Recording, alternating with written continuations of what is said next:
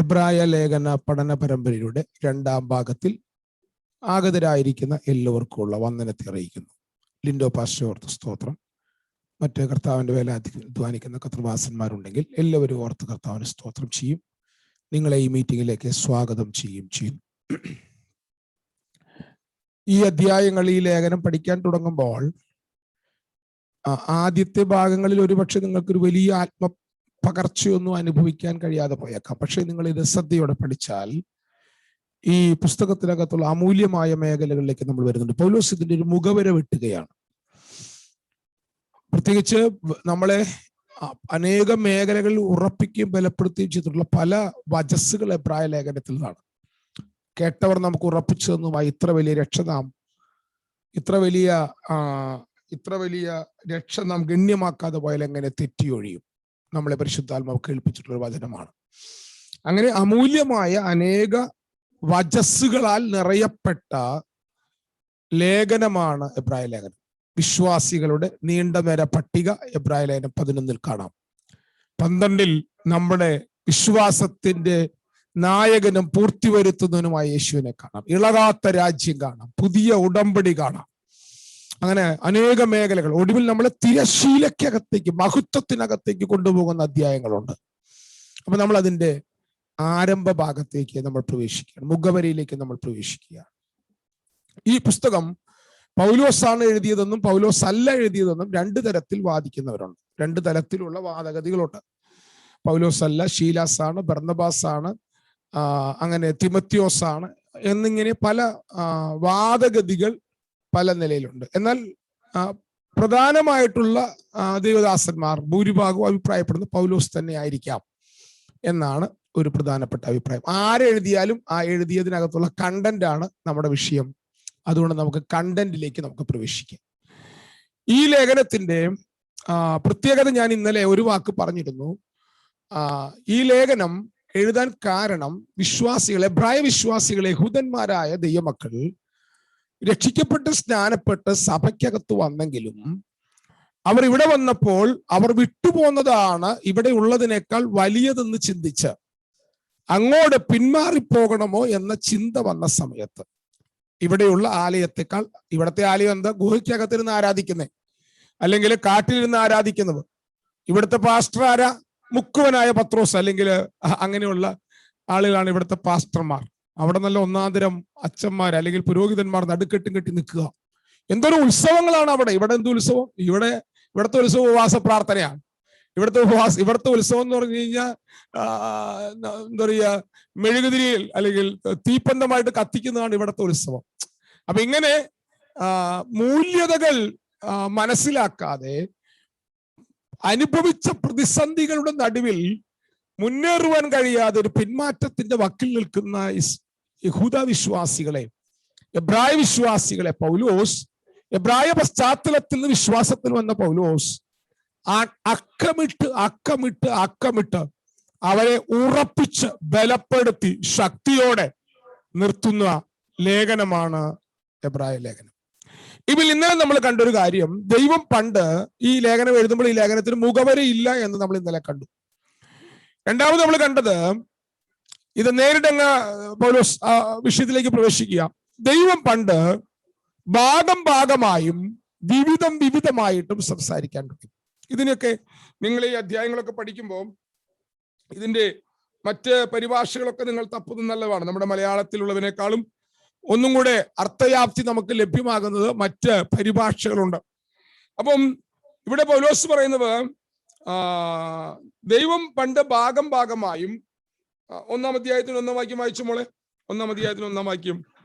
ദൈവം പണ്ട് ഭാഗമായിട്ടും വിവിധമായിട്ടും പ്രവാചകന്മാർ മുഖാന്തരം പിതാക്കന്മാരോട് അരുളി ചെയ്തിട്ട് ഈ അന്ത്യകാലത്ത് പുത്രൻ മുഖാന്തരം നമ്മോട് അരുളി ചെയ്തിരിക്കുന്നു. അവിടെ നിൽക്കട്ടെ. ഇവിടെ പൗലോസ്, ഇന്നലെ ഞാൻ ഇതിന്റെ ഒരു ഭാഗം നിങ്ങളോട് പഠിപ്പിച്ചതാണ്. പൗലോസ് പറഞ്ഞു വരുന്ന ഭാഗം, ദൈവം പണ്ട്, ഞാൻ ബൈബിൾ ഒന്ന് നോക്കുകയാണേ, ഒരു മിനിറ്റ്, പുതിയ പാഷൻ ട്രാൻസ്ലേഷൻ ഒന്ന് കിട്ടുമോ നോക്കാനാണ്. ഒറ്റ മിനിറ്റ്.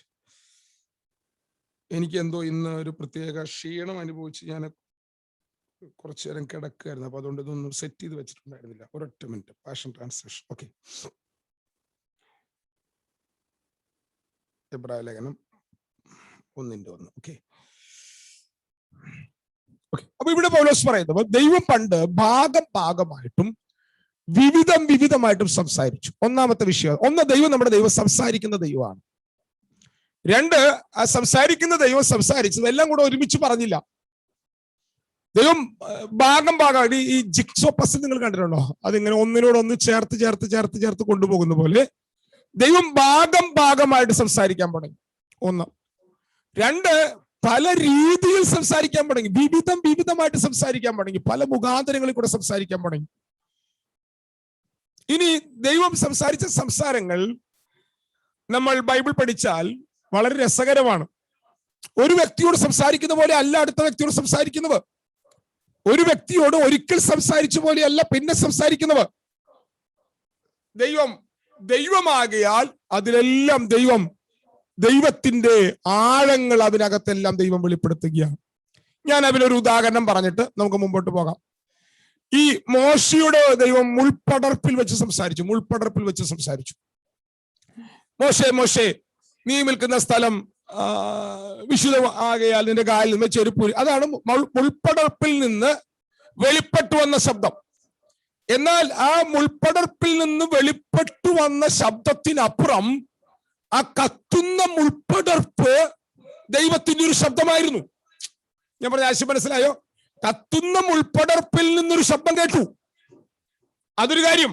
മറുഭാഗത്ത് മുൾപ്പടർപ്പിനകത്തിറങ്ങി തീ കത്തി.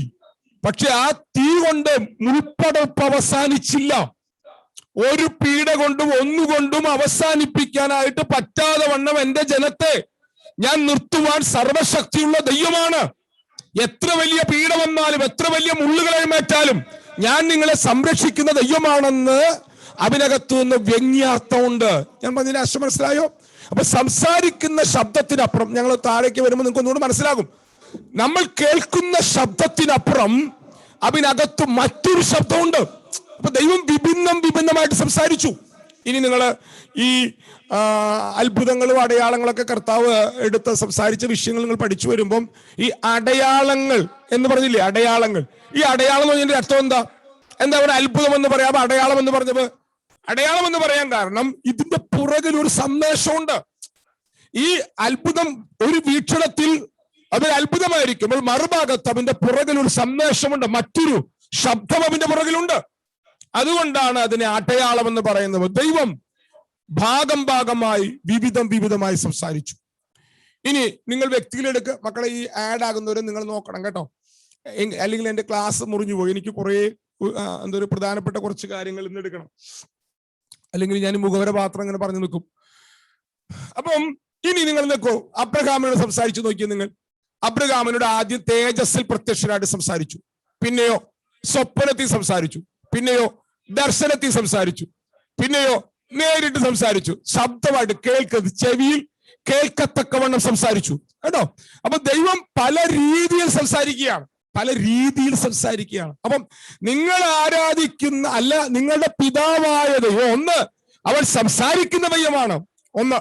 രണ്ട്, സംസാരിക്കാൻ ഇഷ്ടപ്രകാരം മുഖാന്തരങ്ങൾ ഉപയോഗിക്കുന്നവനാണ് അവൻ. മൂന്ന്, ഓരോ സംസാരത്തിലൂടെയും ഒന്നിനു പുറകെ ഒന്നായി നിങ്ങളിലേക്ക് അവൻ സത്യം അവൻ കൈമാറുന്ന ദൈവമാണ്.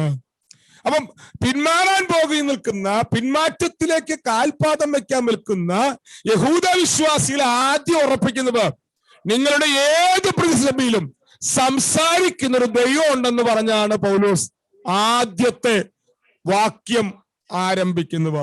ഇന്ന് പ്രഭാതത്തിൽ, ഇന്ന് രാത്രിയിൽ നിങ്ങളോടും എനിക്ക് പറയാനുള്ളത്, നിങ്ങളുടെ ക്രിസ്തീയ ജീവിതത്തിന്റെ യാത്രയിൽ നിങ്ങൾ അനുഭവിക്കുന്ന, കടന്നു പോകുന്ന ഏതിന്റെ നടുവിലും നിങ്ങൾ സംസാരിക്കുന്ന, അല്ല, നിങ്ങൾ പ്രാർത്ഥിക്കുന്ന, നിങ്ങൾ വിശ്വസിച്ച, നിങ്ങളെ രക്ഷിച്ച നിങ്ങളുടെ ദൈവം നിങ്ങളോട് സംസാരിക്കുന്നവനാണ്, വിഭിന്ന തലത്തിൽ സംസാരിക്കുന്നവനാണ്.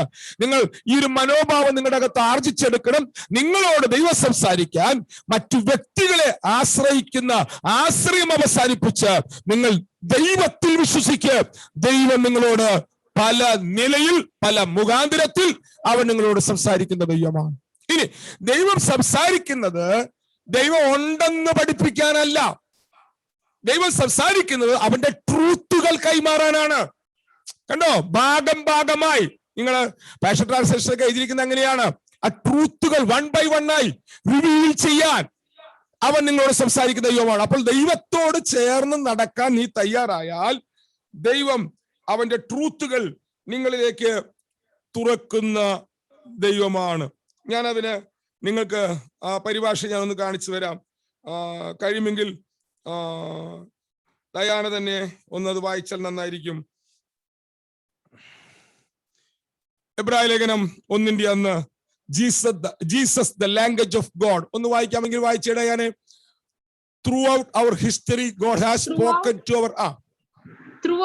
our history God has spoken to our ancestors by his prophets in many different ways. കണ്ടോ, പല വിധത്തിൽ പല തലത്തിൽ നമ്മുടെ പിതാക്കന്മാരോട് പ്രവാചകന്മാർ മുഖാന്തരം ദൈവം സംസാരിച്ചു. അടുത്തത് the revelation he gave them was only a fragment at a time, building one truth upon another. കണ്ടോ, അവൻ ഒരു ട്രൂത്തിന്റെ മുകളിൽ അടുത്തത് ചേർത്ത് അവൻ അവരോട് സംസാരിച്ച സംസാരത്തിലൂടെ അവൻ ആ സത്യത്തെ പണിപെടുക്കുകയായിരുന്നു അവരുടെ അകത്ത്. അല്ലെ, അങ്ങനെയല്ലേ എന്റെ അർത്ഥം? ഇനി അടുത്ത് വായിച്ചു. But to us living in these last days God now speaks to us openly in the language of his son.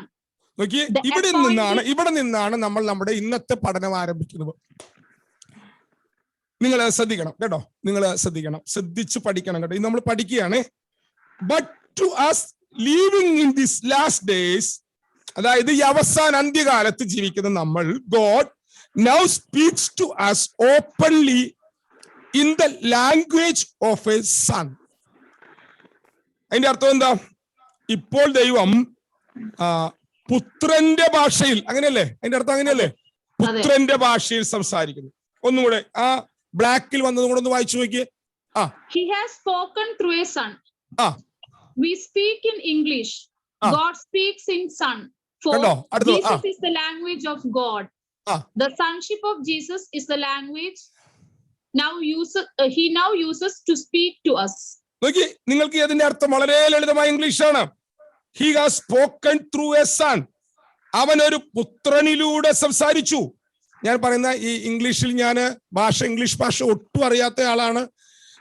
സംസാരിക്കുന്നതിൽ എന്തെങ്കിലും തെറ്റുണ്ടെങ്കിൽ നിങ്ങളത് പറയണം. പക്ഷെ അങ്ങനെ അല്ലെന്ന് പറയണം കേട്ടോ.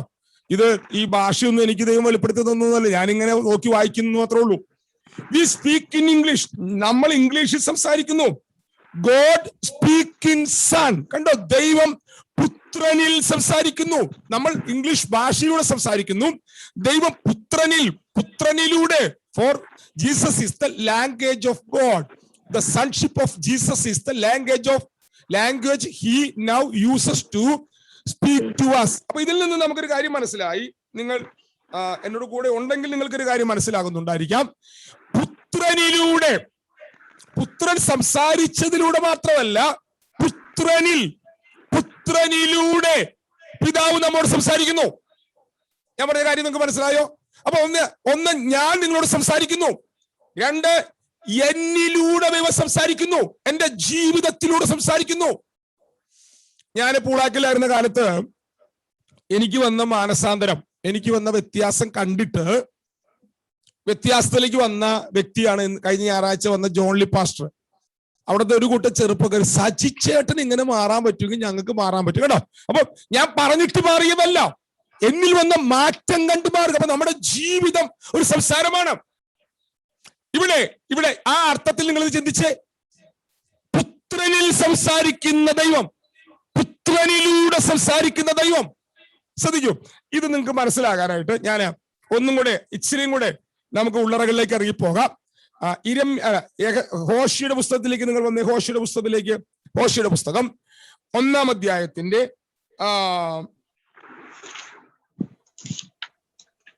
2-ാം വാക്യം വായിച്ച്. ഹോശിയുടെ പുസ്തകം 1-ാം അധ്യായത്തിന്റെ 2-ാം വാക്യം. യഹോവ ഹോശയെ മുഖാന്തരം സംസാരിച്ചു തുടങ്ങിയപ്പോൾ യഹോവ ഹോശയോട്, നീ ചെന്ന് പരസംഗം ചെയ്യുന്ന ഒരു ഭാര്യയെയും പരസംഗത്തിൽ ജനിച്ച മക്കളെയും എടുക്കാം. ദേശം യഹോവയെ വിട്ടുമാറി കഠിന പരസംഗം ചെയ്തിരിക്കുന്നുവല്ലോ എന്ന് കൽപ്പിച്ചു. അപ്പൊ ദേശത്തോട് സംസാരിക്കാൻ ദേശം ദൈവത്തെ വിട്ടുമാറി പരസംഗം ചെയ്യുന്ന കാലഘട്ടം വന്നപ്പോൾ ദേശത്തോട് സംസാരിക്കാൻ ദൈവം തെരഞ്ഞെടുത്തൊരു വ്യക്തിയാണ് ഹോശയ. ഇനി ദൈവം ഹോശയ ഉപയോഗിക്കാൻ പോകുന്നത്, ഒന്ന്, ഹോശയ എന്ന പ്രവാചകനിലൂടെ ദൈവം പ്രവചനമായിട്ട് സംസാരിച്ചു. ഒന്ന്. രണ്ട്, ഹോശയുടെ ജീവിതം ശ്രദ്ധിച്ച് കേൾക്കണം കേട്ടോ. ഹോശയുടെ ജീവിതത്തിലൂടെ ദൈവം ആ രാജ്യത്തോട് സംസാരിക്കാൻ തുടങ്ങി. ഹോശയ മുഖാന്തിരം ദൈവം സംസാരിച്ചു. അതിന്റെ അർത്ഥം എന്താ? ദേശം ദൈവത്തെ വിട്ട് പരസംഗം ചെയ്യുന്ന കാലഘട്ടം വന്നപ്പോ ദൈവം പറയാണ്, മോനെ, ഇത് ഇവർക്ക് മനസ്സിലാകില്ല, ഇവർക്ക് ഇതിന്റെ വേദന മനസ്സിലാകില്ല. അതിനുവേണ്ടി ഞാനൊരു കാര്യം ചെയ്യാം, നിന്റെ ജീവിതത്തിൽ കൂടെ ഞാൻ ഈ രാജ്യത്തോട് സംസാരിക്കാൻ പോവുകയാണ്. നീ പരസംഗത്തിൽ ജീവിക്കുന്ന ഒരു സഹോദരിയെ വിവാഹം കഴിക്കുക, അവളെ വീട്ടിൽ കൊണ്ടുവരിക, അവൾ വീണ്ടും നിന്നെ വിട്ടുപോകും, നീ വീണ്ടും അവളെ വീണ്ടെടുപ്പ് വാങ്ങുക. കണ്ടോ? അപ്പോൾ ഹോശയുടെ ജീവിതത്തിലൂടെ ഹോശയ മുഖാന്തരം ദൈവം സംസാരിക്കുന്നു. നിങ്ങൾ എന്നെ കേൾക്കുന്നുണ്ടോ? അപ്പൊ രണ്ട് കാര്യം നമ്മൾ പഠിച്ചു. ഒന്ന്, ഹോശയുടെ വാക്കുകളിലൂടെ ദൈവം സംസാരിക്കുന്നു. രണ്ട്, ഹോശയ മുഖാന്തരം ദൈവം സംസാരിക്കുന്നു. ഇവിടെ ഇതുപോലെ ഒന്ന്, പണ്ട് ദൈവം ഭാഗമായി ദൈവം പ്രവാചകന്മാർ മുഖാന്തരം പിതാക്കന്മാർ അരുളി ചെയ്തു. രണ്ട്, ഈ കാലഘട്ടത്തിൽ പുത്രനിൽ പിതാവാം ദൈവം സംസാരിച്ചു. പുത്രന്റെ ജീവിതം ദൈവത്തിന്റെ ശബ്ദമായിരുന്നു. അതെന്താ പുത്രന്റെ ജീവിതം? പുത്രന്റെ ജീവിതം തന്നെ ഒരു ശബ്ദമാണ്. തന്റെ ഏകജാതനായ പുത്രൻ വിശ്വസിക്കുന്നവനും നശിച്ചു പോകാതെ നിത്യജീവൻ പ്രാപിക്കണമെന്ന് ദൈവം നൽകുവാൻ തക്കവണ്ണം ലോകത്തെ സ്നേഹിച്ചു. ഈ ലോകത്തിലേക്ക് പുത്രൻ വന്നത് തന്നെ ദൈവസ്നേഹമാണ്. Praise the lord. ഓക്കെ, അപ്പൊ നമ്മളിപ്പോ രണ്ട് കാര്യമാണ് പഠിച്ചത്. ദൈവം സംസാരിക്കുന്നു. ആ സംസാരിക്കുന്ന ദൈവം ഭാഗമായി വിവിധമായി സംസാരിക്കുന്നു. പിതാക്കന്മാരോട് സ്വപ്നത്തിലൂടെ, ദർശനത്തിലൂടെ, മുഴങ്ങുന്ന ശബ്ദമായി, ഭവനം സന്ദർശിക്കുന്ന വ്യക്തിയായി അവൻ സംസാരിച്ചു. മോശയുടെ മുൾപ്പടർപ്പിൽ തീയിലൂടെ വന്ന് സംസാരിച്ചു. പർവ്വതത്തിൽ തേജസ്സിൽ സംസാരിച്ചു. ക്രിസ്തുകേന്ദ്രീകൃതമായി അഭിമുഖമായി സംസാരിച്ചു. പല നിലയിൽ സംസാരിക്കുന്ന ദൈവം. രണ്ടാമത്, ഈ യുഗം വന്നപ്പോൾ ദൈവം സംസാരിക്കുന്നതാണ് നമ്മൾ രണ്ടാമത് പഠിച്ചത്. പുത്രനിൽ സംസാരിക്കുന്നു. പുത്രനിലൂടെ, പുത്രൻ മുഖാന്തരം സംസാരിക്കുന്നു. രണ്ട് കാര്യങ്ങളാണ് നമ്മൾ കണ്ടത്. ഇനി സംസാരിച്ച വിഷയം നമ്മൾ ഇന്നലെ പറഞ്ഞതാണ്. ഈ പ്രപഞ്ചം ഉണ്ടാക്കുന്നതിനേക്കാൾ മുമ്പ് യഹോവ സംസാരിച്ചു. ഉണ്ടാകട്ടെ എന്ന് കൽപ്പിച്ചപ്പോ ഈ പ്രപഞ്ചം മുഴുവൻ ഉണ്ടായി. ആ ദൈവം ഇന്നും സംസാരിക്കുന്നുണ്ട്. സകലവിനെയും ഇല്ലായ്മയിൽ നിന്ന് ഉള്ളതിനെ പോലെ വിളിച്ചു വരുത്തിയ യഹോവ. ഇനി നമ്മൾ ആ പിതാക്കന്മാരോട് സംസാരിച്ചത് നമ്മൾ ഇന്നലെ കണ്ടു. മരിച്ചതിനെ ഉയർപ്പിക്കുന്ന യഹോവ, മരിച്ചവനെ ജീവിപ്പിക്കുന്ന ശബ്ദം.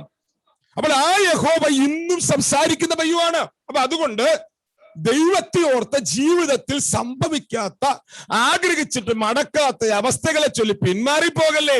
എവിടേക്ക് പോകാനാ? ഇവിടെ ഒരു ദൈവമുണ്ട്, ഇവിടെ ഒരു കർത്താവുണ്ട്. അവൻ പിതാക്കന്മാരോട് അല്ല, ഈ ഭൂമിയെ സ്ഥാപിക്കുന്നതിന് മുമ്പ് അവൻ സംസാരിച്ച ദൈവമാണ്, സംസാരിക്കുന്നവനാണ്.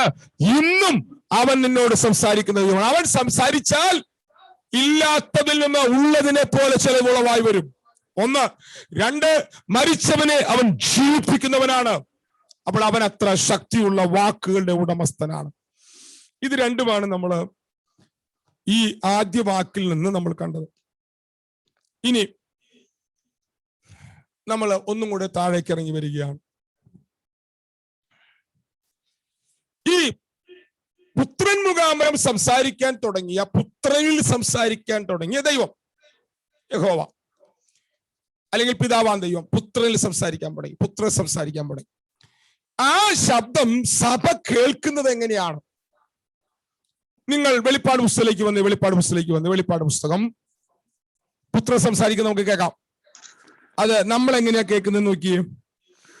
2-ാം അധ്യായത്തിന്റെ 1-ാം വാക്യം വായിച്ച് എഫെസോസ് സഭയുടെ ദൂതൻ എഴുതുക. എഫെസോസിലെ സഭയുടെ ദൂതൻ എഴുതുക. 7 നക്ഷത്രം വലങ്കയിൽ പിടിച്ചു കൊണ്ട് 7 പൊൻനിലവിളക്കുകളുടെ നടുവിൽ നടക്കുന്നവൻ അരുളി ചെയ്യുന്നത്.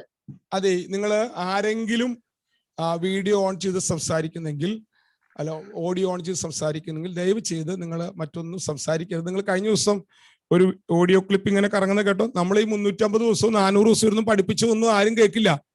അതിനകത്തുള്ള നിങ്ങൾ ആരെങ്കിലും സംസാരിക്കുന്ന ക്ലിപ്പായിരിക്കും ആൾക്കാർ വെട്ടി എന്താ പറയുക പറപ്പിക്കുക. എന്നിട്ട് കണ്ടോ സജി പാസ്റ്റർ അവിടുത്തെ മീറ്റിംഗ് കണ്ടോ ആൾക്കാർ കലവറ പറഞ്ഞുകൊണ്ടിരിക്കുക പറയും. ബാക്കിയൊന്നും ആൾക്കാർ എന്താ പറയുക നല്ലതൊന്നും അവർ സ്വീകരിക്കില്ല. എന്തെങ്കിലും നമ്മുടെ കുറവ് വന്നാൽ അവനെ അവർ പൊക്കി പിടിക്കുക. അപ്പൊ അതുകൊണ്ട് നിങ്ങൾ മറ്റെന്തെങ്കിലും കാര്യം ചെയ്തുകൊണ്ടിരിക്കുന്നതിന്റെ ഇടയിൽ കേൾക്കുന്നതിൽ എനിക്ക് വിരോധമില്ല. അങ്ങനെ നിങ്ങൾ കേൾക്കുന്നത് നിങ്ങൾ അങ്ങനെയെങ്കിലും ഇത് കേൾക്കാനായിട്ട് സന്മനസ് കാണിക്കുന്നതിനായ ദൈവത്തിന് സ്തോത്രം. പക്ഷേ നിങ്ങളുടെ ഓഡിയോ നിങ്ങൾ ഓഫ് ചെയ്ത് വെക്കണം, ഓൺ ചെയ്യരുത്. ഓക്കെ, അപ്പൊ നമ്മളിപ്പോ പറഞ്ഞ കാര്യം ഞാൻ എന്താ പറയുന്ന കാര്യം മറന്നുപോയി. ഓക്കെ, 2:1 വായിച്ച മോളെ. 2:1 എഫെസോസിലെ സഭയുടെ ദൂതന് എഴുതുക, 7 നക്ഷത്രം വലങ്കയിൽ പിടിച്ചും കൊണ്ട് 7 പൊൻനിലവിളക്കുകളുടെ നടുവിൽ നടക്കുന്നവൻ അരുളി ചെയ്യുന്നത്. അപ്പൊ ഈ ആളാരാ? ഈ ഇപ്പൊ പറഞ്ഞ ആളാരാ? ഈ 2:1 സംസാരിക്കുന്ന ആളാരാ? മടക്കുന്ന ആളാരാ? സംസാരിക്കുന്ന ആരാ? ക്രിസ്തുവാണ്. ഒരു സംശയമില്ല, യേശു ക്രിസ്തുവാണ് 2:1 സംസാരിക്കുന്നത്. 7 നക്ഷത്രങ്ങൾ വലങ്കയിൽ പിടിച്ച് 7 പൊൻനിലവിളക്കുകളുടെ നടുവിൽ നടന്ന് സംസാരിക്കുന്ന അവൻ തന്നെയാണ്. 8:1 ആദ്യനും അന്തിനുമായവൻ നമ്മുടെ കർത്താവ് തന്നെയാണ്. 8:12 അല്ല, സോറി 2:12, 8:2 കേട്ടോ, 2:12, 2:8, 2:12 പെർഗമോസ് സഭയുടെ ദൂതൻ എഴുതുക, മൂർച്ചയേറിയ ഇരുവായത്തിലുള്ള വാളുള്ളവൻ അവനാരാ? ക്രിസ്തു തന്നെയാണ്. 2:18 തുയവേറിയ സഭയുടെ ദൂതൻ എഴുതുക, അഗ്നിജ്വാലക്കൊത്ത കണ്ണുള്ളവനും വെള്ളോട്ടിന് സദൃശമായ കാലുള്ള ദൈവപുത്രൻ അരുളി ചെയ്യുന്നത് ആരാവ്? ക്രിസ്തു തന്നെയാണ്. 3:1 ദൈവത്തിന്റെ 7 നക്ഷത്രമുള്ളവൻ, ദൈവത്തിന്റെ 7 ആത്മാവും 7 നക്ഷത്രമുള്ളവൻ അരുളി ചെയ്യുന്നത് അതും ക്രിസ്തു തന്നെയാണ്. 3:7 ദാവീദിന്റെ താക്കോലുള്ളവൻ വിശുദ്ധനും സത്യവാനുമായവൻ അവനാരാ? ക്രിസ്തുവാണ്. ഇനി 3:14 ആരാ? സഭയുടെ ദൂതൻ എഴുതുക, വിശ്വസ്തനും സത്യവാനുമായ സാക്ഷിയായി ദൈവസൃഷ്ടിയുടെ ആരംഭമായ ആമേൻ എന്നുള്ളവൻ അരുളി ചെയ്യുന്നു. ആരാവ്? ക്രിസ്തുവാണ്. 7 സഭകളിലും ഇറങ്ങി നിന്ന് അരുളി ചെയ്യുന്ന സംസാരിക്കുന്ന വ്യക്തിത്വം യേശു ക്രിസ്തു തന്നെയാണ്. കണ്ടോ? അപ്പോൾ പണ്ട് ഭാഗമായി സംസാരിച്ച ദൈവം, പ്രവാചകന്മാരിലൂടെ പിതാക്കന്മാരോട് സംസാരിച്ച ദൈവം ഇപ്പോൾ തന്റെ സഭയ്ക്കകത്ത് പുത്രൻ ഇറങ്ങി നിന്ന് പുത്രനിലൂടെ പുത്രൻ മുഖാന്തരം സംസാരിക്കുകയാണ്. പുത്രൻ സംസാരിക്കുകയാണ്. ഇത്രയും പറഞ്ഞ കാര്യം കറക്റ്റായല്ലോ? കറക്റ്റാണ്. അപ്പൊ സഭ എന്ന് പറഞ്ഞാൽ പുത്രൻ സംസാരിക്കുന്ന സ്ഥലമാണ് സഭ. പുത്രൻ ഇറങ്ങി നിൽക്കുന്ന സ്ഥലമാണ് സഭ. ക്ലബല്ല സഭ. പുത്രന്റെ ശബ്ദം മുഴങ്ങുന്ന സ്ഥലമാണ് സഭ. സ്തോത്രം. ഇനി പുത്രൻ സംസാരിക്കാൻ തുടങ്ങിയപ്പം ഇവരെങ്ങനെയാ കേട്ടെ? ഇവരാര് പറയുന്നതായിട്ടാ കേട്ടെ? 2:7 വായിച്ച് 2:7 പുത്രന്റെ ശബ്ദം നമ്മൾ എങ്ങനെ കേൾക്കുന്നു? ആരിൽ കൂടെ കേൾക്കുന്നു? 2:7 അത് ഞാനും പകിക്കുന്നു, ആത്മാവ് സഭകളോട് പറയുന്നത്. 2:1 പറഞ്ഞത് സംസാരിക്കാൻ തുടങ്ങിയത് പുത്രൻ. പിതാവ് പുത്രനിൽ സംസാരിച്ചു. 2:7 പറയുക പുത്രൻ സംസാരിച്ച ആ ശബ്ദം നമ്മൾ കേട്ടത്, സഭ കേട്ടത് ആത്മാവ് സംസാരിക്കുന്നതായിട്ടാണ്. അതിന്റെ കണക്ഷൻ കിട്ടിയോ? പിതാവ് പുത്രനിൽ സംസാരിച്ചു, പുത്രൻ സംസാരിച്ചത് ആത്മാവ് നമ്മെ കേൾപ്പിച്ചു. ആത്മാവ് സഭകളോട് പറയുന്നത് എന്തെന്ന് ചെവിയുള്ളവൻ കേൾക്കട്ടെ. കഴിഞ്ഞ 7 വാക്യങ്ങളിൽ പുത്രൻ പറഞ്ഞു എന്ന് നമ്മൾ പറഞ്ഞത് സഭയെ കേൾപ്പിച്ചത് പരിശുദ്ധാത്മാവാണ്. അപ്പോൾ സഭയിൽ ദൈവശബ്ദം മുഴങ്ങണമെങ്കിൽ പരിശുദ്ധാത്മാവിന് സ്വാതന്ത്ര്യം കൊടുക്കണം. ആത്മാവിനെ വിശ്വസിക്കണം. ആത്മാവിനെ സംസാരിക്കാൻ അനുവാദം കൊടുക്കണം. ആത്മാവിനെ ശ്രവിക്കുന്നവരായി മാറണം. കേൾക്കുന്നുണ്ടോ നിങ്ങൾ? അങ്ങനെ ഒരു സഭ എഴുന്നേറ്റ് വന്നാൽ നിങ്ങൾക്ക് ദൈവശബ്ദം കേൾക്കാം, നിങ്ങൾക്ക് ദൈവശബ്ദം കേൾക്കാം. ഒരാമേൻ ശക്തിയോടെ യേശുവിന് പറഞ്ഞു, ഒരാമേൻ ശക്തിയോടെ യേശുവിന് പറഞ്ഞു. ഈ ക്ലാസ്സുകൾ ആരംഭിക്കുമ്പോൾ എബ്രായ ലേഖനത്തിന്റെ കടുകട്ടിയുള്ള കുറെ വാക്കുകളും കുറെ വിഷയങ്ങളും നിങ്ങളെ പഠിപ്പിച്ച് നിങ്ങളെ ബുദ്ധിയുടെ ഒരു മായാലോകത്തിലേക്ക് കൊണ്ടുപോകാനല്ല ഞാൻ ശ്രമിക്കുന്നത്. ഞാൻ എനിക്ക് നിങ്ങളോട് പഠിപ്പിക്കാനുള്ളത്, നിങ്ങളോട് സംസാരിക്കുന്ന ഒരു ദൈവമുണ്ട്. ആ ദൈവം പുത്രനിൽ സംസാരിക്കാൻ ആരംഭിച്ചു. പുത്രനിൽ സംസാരിക്കാൻ ആരംഭിച്ച ദൈവം പുത്രനിലൂടെ സംസാരിക്കാൻ ആരംഭിച്ചു. പുത്രൻ സംസാരിക്കുന്നത് പരിശുദ്ധാത്മാവ് നിങ്ങളെ കേൾപ്പിച്ചിരിക്കും. ഒരാമേൻ സന്തോഷപ്പെടുന്ന ദൈവത്തിന് പറ, എന്റെ ദൈവം ഇന്നലെയും ഇന്നും എന്നേക്കും അനന്യനായ ദൈവമാണ്. അവൻ നമ്മോട് സംസാരിക്കുന്നവനാണ്. ഇത്ര മഹത്വമുള്ള ഒരു വ്യക്തി സംസാരിക്കാൻ തുടങ്ങിയാൽ പിന്നെ നമ്മൾ അവനെ വിട്ട് അവിടെ പോകും? ശരിക്കും ഭാര്യ ഭർത്താക്കന്മാർ ഉള്ളു തുറന്ന് സംസാരിക്കുന്നവരും കരുതുന്നവരും സ്നേഹിക്കുന്നവരും പരിപാലിക്കുന്നവരുമാണെങ്കിൽ ആ ഭർത്താവിനെ വിട്ട് ഭാര്യ അവിടെ പോകും, ആ ഭാര്യയെ വിട്ട് ഭർത്താവ് അവിടെ പോകും. അപ്പോൾ ഇങ്ങനെ സ്നേഹിക്കുന്ന, ഇങ്ങനെ കരുതുന്ന, ഇങ്ങനെ പരിപാലിക്കുന്ന ഒരു ദൈവം നിനക്കുണ്ട് എന്ന് പറഞ്ഞുകൊണ്ടാണ് പൗലോസ് എബ്രായ ലേഖനത്തിന്റെ പഠനത്തിലേക്ക് തന്റെ അനുയായികളെ താൻ സ്വാഗതം ചെയ്യുന്നു. ഇനി നമുക്ക് ഈ പുസ്തകത്തിന്റെ വിഷയത്തിലേക്ക് നമുക്ക് പ്രവേശിക്കാം. അപ്പൊ ആദ്യം നമ്മുടെ ദൈവം സംസാരിക്കുന്ന ദൈവമാണ്. ഇതാണ് ഒന്നാമത്തെ വിഷയം.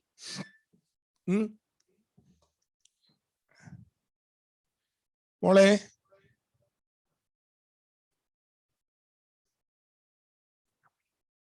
രണ്ടാമത്തെ വിഷയം വായിച്ചു മോളെ. രണ്ടാമത്തെ വാക്യം തൊട്ട് വായിച്ചു. എബ്രായ ലേഖനം. പുത്രൻ മുഖാന്തരം നമ്മോട് അരുളി ചെയ്തിരിക്കുന്നു, അവനെ താൻ സകലത്തിനും അവകാശിയാക്കി വെച്ചു. അവൻ മുഖാന്തരം ലോകത്തെയും ഉണ്ടാക്കി. അവൻ അവന്റെ തേജസ്സിന്റെ പ്രഭയും തത്വത്തിന്റെ മുദ്രയും സകലത്തെയും തന്റെ ശക്തിയുള്ള വചനത്താൽ വഹിക്കുന്നവനും ആകൊണ്ട് പാപങ്ങൾക്ക് പരിഹാരം ഉണ്ടാക്കിയ ശേഷം ഉയരത്തിൽ മഹിമയുടെ വലത്തുഭാഗത്ത് ഇരിക്കുകയും. നിക്കട്ടെ. ഈ വായിച്ച രണ്ട് വാക്യങ്ങളിൽ യേശുക്രിസ്തുവിനെ കുറിച്ചുള്ള ചില പരാമർശങ്ങളാണ്, മഹത്വകരമേറിയ ചില വിശദീകരണങ്ങളാണ് നമ്മൾ കണ്ടത്. എത്ര കൂട്ടം വായിച്ചെന്ന്, എത്ര കൂട്ടം കാര്യങ്ങൾ വായിച്ചെന്ന് ആരെങ്കിലും ശ്രദ്ധിച്ചോ? സാധ്യതയില്ല. ആരെങ്കിലും ഇന്നത്തെ ഈ അധ്യായം വായിച്ചോ? എബ്രായ ലേഖനം 1-ാം അധ്യായം ആരെങ്കിലും വായിച്ചോ? ആദ്യം അത് നോക്കട്ടെ. വായിച്ചവരുണ്ടോ? ഒന്ന് കൈപൊക്കി. 1, 2, 3, 4, 5 വായിച്ചവരുണ്ടെങ്കിൽ ഇങ്ങനെ ഒരു ക്ലിപ്പ് ഇട്ട് നിങ്ങൾ നോക്കട്ടെ. നിങ്ങൾ പഠിക്കുകയാണോ അതോ ഇങ്ങനെ ഞാനിട്ട് കണ്ടുണ്ട് ഇതുപോലെ ഒരു തമ്പിട്ട് നിങ്ങൾ വായിച്ചവര്. അപ്പൊ ഞാൻ നോക്കട്ടെ, എനിക്ക് നോക്കാൻ. 1, 2, 3, 4, 5, 6, 7 36 പേരിൽ 7 പേര് വായിച്ചിട്ടുണ്ട്. സ്വോത്രം കർത്താവേ. ബാക്കി 29 പേര് വായിക്കാനായിട്ട് സമയം കിട്ടിയില്ല. സാരമില്ല, നാളെ വായിച്ചിട്ട് വരണേ. ഇനി പാസ്റ്റർ തന്നെ പഠിപ്പിച്ചിട്ട് ഒരു കാര്യമില്ല. നിങ്ങൾ ബൈബിള് വായിച്ചാലേ നിങ്ങളുടെ അകത്ത് കയറുള്ളൂ. ഓക്കെ, സാരമില്ല. നിങ്ങൾ വായിച്ചില്ലേലും വന്നുല്ലോ, അതിന് സ്വോത്രം. ഓക്കെ, നമ്മൾ ഇനി പ്രവേശിക്കുകയാണ്, ഇതിലേക്ക് കടക്കുക. ഈ വായിച്ച 2 വാക്യങ്ങളിലൂടെ പ്രധാനമായ 7 കാര്യങ്ങൾ പരിശുദ്ധാത്മാവ് അല്ലെങ്കിൽ ലേഖകൻ എബ്രായ വിശ്വാസികളെ ഉറപ്പിക്കുകയാണ്, എബ്രായ വിശ്വാസികളിലേക്ക് കൈമാറുകയാണ്. ഞാൻ ഒന്നുകൂടെ പറയാം. അപ്പൊ പണ്ട് ഭാഗമായി സംസാരിച്ച ദൈവം ഇപ്പോൾ ഈ അന്ത്യകാലത്ത് തന്റെ പുത്രൻ മുഖാന്തരം സംസാരിക്കുന്ന ദൈവം, ആ ദൈവത്തെ കുറിച്ച് ഒരു മുഖവര പറഞ്ഞിട്ട്, ദൈവം സംസാരിക്കുന്നവനാണെന്ന് മുഖവര പറഞ്ഞ ശേഷം ആ പുത്രനെ കുറിച്ചുള്ള 7 സ്റ്റേജുകൾ, 7 തലങ്ങൾ പരിശുദ്ധാത്മാവ് 2 വാക്യത്തിനകത്ത് മറച്ചു വെച്ചേക്കുക. 2 വാക്യത്തിനകത്ത് മറച്ചു വെച്ച്. ഞാൻ പതുക്കെ പറയുന്നത് എഴുതിയെടുക്കേണ്ടവര് എഴുതിയെടുക്കാൻ വേണ്ടിയാണ്. ഈ ലേഖന പഠനം കഴിയുമ്പോഴേക്കും നിങ്ങൾക്ക് എബ്രായ ലേഖനം നല്ല തറവാകും. പിന്നെ നിങ്ങൾ ആയുസ് പിന്മാറിപ്പോകില്ല. ഒരു പിശാചി നിങ്ങളെ കൊണ്ടുപോകില്ല. ഈ ഇന്നത്തെ ഏതെങ്കിലും പ്രവാചകന്മാരെയാണ് വിളിച്ചിരുന്നെങ്കിൽ അവർ വന്ന് ശാസിച്ച് പറഞ്ഞേന്. അവിടെ നിന്ന് വലത്തു നിന്നൊരു പോരാട്ടം, ഇടത്തു നിന്നൊരു ഒരു എന്താ പറയാ, ഇതുള്ളത് കൊണ്ടാണ് ആ കുടുംബം പുറകിലേക്ക് പോകുന്നേ. ഇന്നയാള് അഭിചാരം ചെയ്തിട്ടുണ്ട്, ഇന്ന മന്ത്രവാദം, ഇതാണ് പൗലോസ്. ഇതൊന്നുമല്ല. ക്രിസ്തുവിനെ കുറിച്ചുള്ള വെളിപ്പാട് കിട്ടാത്തതുകൊണ്ടാണ് നീ പിന്മാറി പോണേ. അതുകൊണ്ട് പൗലോസ് അതിലേക്ക് സഭയെ കയറ്റിക്കൊണ്ടുവരിക. വായിച്ചോ, നമുക്ക് ആ വിഷയത്തിലേക്ക് വരാം. ഒന്ന് വായിച്ചു നോക്കിയേ, 7 എണ്ണം ഉണ്ടോ നോക്കിയേ. വായിച്ച ആളൊന്ന് വായിച്ചു നോക്കിയേ, 7 എണ്ണം ഉണ്ടോ നോക്കിയേ. 2, 3 വാക്യങ്ങളൊന്ന് ശ്രദ്ധിച്ചു വായിച്ചേ. 7 കാര്യങ്ങൾ അവിടെ ഉണ്ടോ നോക്കിയേ പുത്രനെ കുറിച്ചുള്ള. ഒന്ന് വായിച്ചു നോക്കൂ. ഒന്ന്, അവനെ താൻ സകലത്തിനും അവകാശിയാക്കി. ഒന്ന് ഈ പുത്രനാണ് സകലത്തിന്റെയും അവകാശി. ഒന്നാമത്തെ പദപ്രയോഗം, ഒന്നാമത്തെ പ്രസ്താവന, ഇവനാണ് സകലത്തിന്റെയും അവകാശി. ഒന്ന്, ഞാൻ പതുക്കെ പറയുന്നത് നിങ്ങൾക്ക് എഴുതുന്നവരെ ഞാൻ കാണുന്നു, അതുകൊണ്ട് എഴുതിയെടുക്കേണ്ടവർക്ക് എഴുതിയെടുക്കാനും. ബൈബിൾ സ്റ്റഡി ആണല്ലോ ഇത്. ഒന്ന്, സകലത്തിനും അവകാശി. 2, അവനവന്റെ തേജസ്സിന്റെ പ്രഭ, അവനവന്റെ മഹത്വത്തിന്റെ പ്രഭ. നമ്മുടെ ഏറ്റവും ഇഷ്ടപ്പെട്ട വിഷയം അതാണ് കേട്ടോ, തേജസ്സിന്റെ പ്രഭ. നമ്മളെ തേജസ്സിലേക്ക് പ്രവേശിക്കാൻ പോവുക, നമ്മളെ ഗ്ലോറിയിലേക്ക് പോകാൻ പോവുക. അപ്പൊ ദൈവ തേജസ്സിന്റെ പ്രഭ എന്ന് പറയുന്നത് യേശുക്രിസ്തുവാണ്. ഒന്ന്, അവൻ സകലത്തിനും അവകാശിയാണ്. 2, അവൻ മുഖാന്തരം അവൻ സകലത്തിനും അവകാശിയാണ്. അവൻ തേജസ്സിന്റെ അല്ല മോളെ, നീ ഒരു വാക്ക് അതിൻ്റെ ഇടയിൽ വിട്ടോ. നീ വിട്ടതാണോ ഞാൻ വിട്ടതാണോ?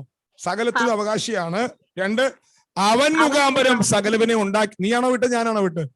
ഏതായാലും രണ്ടുപേരും കൂടെ ഒരു കൊളാക്കിയത്, എന്നാലും സാരമില്ല. അവൻ സകലത്തിനും അവകാശിയാണ്. 1. 2, അവൻ മുഖാന്തരം സകലത്തെയും ഉണ്ടാക്കി. 3, വായിക്കേ. 3, അവന്റെ പോയോ, നീ പിണങ്ങിയോ? അവന്റെ തേജസ്സിന്റെ പ്രഭയും. എന്നോട് നീ പിണങ്ങാൻ നിൽക്കുകയാണെങ്കിൽ നിനക്ക് പിണങ്ങാനേ നേരം ഉണ്ടാവുള്ളൂ. എന്നോട് ഇണങ്ങി നിൽക്കാൻ ഭയങ്കര ബുദ്ധിമുട്ടാണ്. ഞാൻ ഇങ്ങനെ എന്തെങ്കിലുമൊക്കെ ഇടയ്ക്ക് പറയും. സാരമില്ല, പോട്ടെ. എന്റെ ഹൃദയം മനസ്സിലാക്കിയാൽ പിണങ്ങില്ല. ഓക്കെ, വായിച്ചു. അല്ല, അപ്പൊ നമ്മൾ ഒന്നാമത് വായിച്ചത് താൻ സകലത്തിനും അവകാശിയാണ്. 2, അവൻ മുഖാന്തരമാണ് സകലത്തെയും ഉണ്ടാക്കിയത്. 3, അവൻ തേജസ്സിന്റെ പ്രഭയാണ്. 4, അവൻ തത്വത്തിന്റെ മുദ്രയാണ്. 5, സകലത്തെയും നിന്റെ ശക്തിയുള്ള വചനത്താൽ വഹിക്കുന്നവനാണ്. 6, ആകിയാൽ പാപങ്ങൾക്ക് പരിഹാരം ഉണ്ടാക്കിയ ശേഷം, അപ്പം 6 പാപങ്ങൾക്ക് പരിഹാരം ഉണ്ടാക്കിയവനാണ്. 7, ഉയരത്തിൽ മഹിമയുടെ വലതുഭാഗത്തിരിക്കുന്നവനാണ്. സ്തോത്രം. അപ്പൊ ഈ 7 പ്രസ്താവന പറഞ്ഞിട്ട് പറയുകയാണ്, ഇവന്റെ ശരീരമാണ് സഭ. നിങ്ങൾ എവിടേക്ക് പോണേ? നിങ്ങൾ എവിടേക്ക് വന്നേ? ആദ്യം 2, നിങ്ങളൊരു ചെറിയ വേദന വന്നപ്പോ എങ്ങോട്ടേ പോണേ? ഇവിടെ വന്നപ്പോൾ നിങ്ങൾ വന്നത് ക്രിസ്തുവിന്റെ ശരീരത്തിലാണ്, അവന്റെ സഭയിലാണ്. സഭ അവന്റെ മണമാട്ടിയാണ്. ആ സഭയുടെ പ്രത്യേകത പറയുകയാണ്, ആ സഭയ്ക്കകത്തുള്ള നാഥന്റെ പ്രത്യേകത പറയുകയാണ്. എഫേസ്യ ലേഖനത്തിൽ പൗലോസ് പറഞ്ഞേ, എല്ലാറ്റിലും എല്ലാം നിറയ്ക്കുന്നവന്റെ നിറവാണ് സഭ. കണ്ടോ? അപ്പൊ സഭ എന്ന് പറയുന്നത് അവന്റെ നിറവാണ്. ആരുടെ നിറവ്? ക്രിസ്തുവിന്റെ നിറവുകൾ വെളിപ്പെടുന്നതാണ് സഭ. ആമേൻ. അപ്പൊ അവനെ കുറിച്ച് പറയുക, അവനെ കുറിച്ച് പഠിപ്പിക്കുക. 1, നമുക്ക് 7 കൂട്ടം ഒന്ന് പിടിക്കാം. 1, അവൻ സകലതിന്റെയും അവകാശിയാണ്. അപ്പൊ പിന്നെ നീ അവനെ വിട്ട് എവിടേക്കാ പോണേ? നീ എവിടെ പോയാലും അതിന്റെ ഒക്കെ അവകാശി അവനാണ്. നീ അത് നടന്നില്ലെന്ന് പോയാലും, അത് കിട്ടിയില്ലെന്ന് പറഞ്ഞു പോയാലും, അവൻ എന്തെങ്കിലും ഒന്ന് അടച്ചാ നിന്റെ കാര്യം കട്ടപ്പോയ. നിന്റെ കാര്യമില്ല, നാളെ ആരുടെയായാലും. അതുകൊണ്ട് പറഞ്ഞു, അവൻ അടച്ചാൽ ആർക്കും തുറക്കാൻ പറ്റില്ല, അവൻ തുറന്നാൽ ആർക്കും അടയ്ക്കാൻ പറ്റില്ല. വായിച്ചില്ലേ? വെളിപ്പാട് പുസ്തകം 3-ാം അധ്യായത്തിൽ 8-ാം വാക്യം. ദാവീദിന്റെ താക്കോലുള്ളവൻ, അവൻ അടച്ചാൽ ആർക്കും തുറക്കാൻ പറ്റില്ല, അവൻ തുറന്നാൽ ആർക്കും അടയ്ക്കാൻ പറ്റില്ല. പിന്നെ എങ്ങനെയാ പിശാച് അടക്കണേ? പിന്നെ എങ്ങനെയാ മന്ത്രവാദി അടക്കണേ? പിന്നെ എങ്ങനെയാ ആ വിചാരകൻ അടക്കുന്നത്? ഒരാൾക്കും അടയ്ക്കാൻ പറ്റില്ല. ദൈവം നിന്റെ മുമ്പിൽ ഒരു വാതിൽ തുറന്നാൽ, ദൈവം നിന്റെ തലമുറയ്ക്ക് വേണ്ടി, ദൈവത്തിന്റെ കുടുംബത്തിന് വേണ്ടി ഒരു വാതിൽ തുറന്നാൽ ഉലകത്തിലൊരാൾക്കും അടയ്ക്കാൻ പറ്റില്ല.